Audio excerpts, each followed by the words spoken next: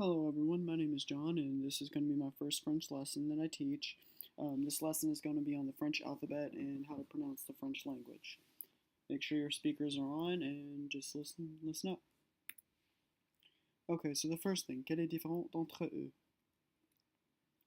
So, what are the differences between the French language and the English language? There are actually some similarities, as in there are 26 base letters in French, just as there are 26 base letters in English. And one difference, though, are the stressed letters. And these stressed letters are accented, and they can either change the pronunciation of the word or the grammatical function that is occurring. There are seven French vowels in the French language, and they are A, E, I, O, and U, H, and Y. And there are a couple others which are the stressed vowels, but because they're derived from these um, 5 or 6 regular vowels, we're not going to include them in this list. So let's look at the French alphabet and look at their pronunciation. A, B, C, D, E, F, G, H, I, J, K, L, M, N, O, P, Q, R. Notice that the French R is guttural. This French R is going to be discussed in the next slide, and there are some differences.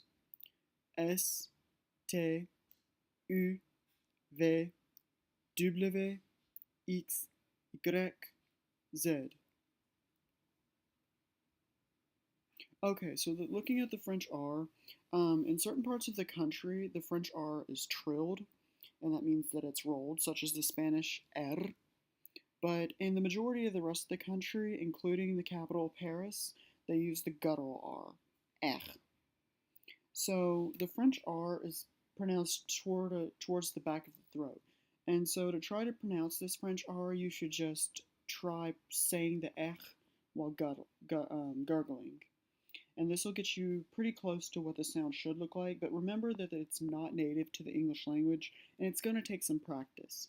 So to practice, I actually recommend using the French word for brother, frère, to practice, since it's going to get you pretty close to what that sound needs to be. It comes pretty naturally with that word. So let's look at the stressed letters. There are several stressed letters in French, and the first is the E. And of course, this letter is pronounced like a long A, A. And so let's look at an example. The verb for to listen, écouter. Notice that it's pronounced écouter instead of écouter. Very different. The next letter is the French E. So this letter is pronounced like E. So for example, express, express, express. This is the same one that is pronounced in English. So this is basically the English E. The next one is A. It's pronounced the same exact as the French regular A, but the difference is this one means to. The word means to. So je vais à la piscine means I go to the pool. The next one are the circumflex letters. And these letters don't actually change the pronunciation of the word, but instead change the grammatical function. And these letters are to tell you that there used to be an S following that vowel. So for example, the word for forest, le forêt, le forêt. You notice that the word does not change pronunciation, but instead indicates that the word used to be spelled F-O-R-E-S-T, even though now the S is not pronounced. And the final one is the French cedille. The French cedille is used to change a hard K or hard C to a soft C, and that hard C sounds like a K, which is why I keep switching them up. So the soft C sounds more like a S. So let's look at the French word for, well, French. Français. Notice how the word is pronounced français instead of franquais. So it's changed to more of an S sound instead of a K sound. And then finally, we just have this U, and this letter is just used for distinction between the word where and or. And there's a few others that it does it, but mainly these two words.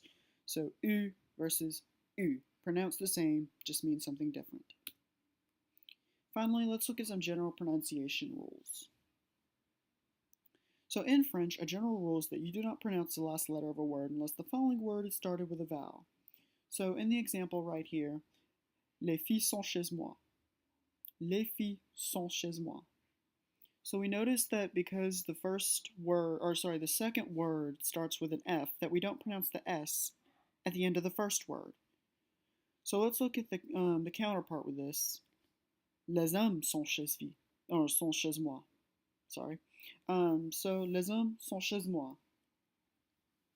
We notice that we pronounce the S. The reason why is because the next word starts with an H, which in French is a vowel. So les hommes sont chez moi. Les filles sont chez moi. Les hommes sont chez moi. And notice on my transliteration right there, I have UMS. It should just be UM. So let's look at the French H. The French H is usually silent if it starts a word. So let's go back up there and look at the word We notice it's not pronounced but instead That is because the French H is silent.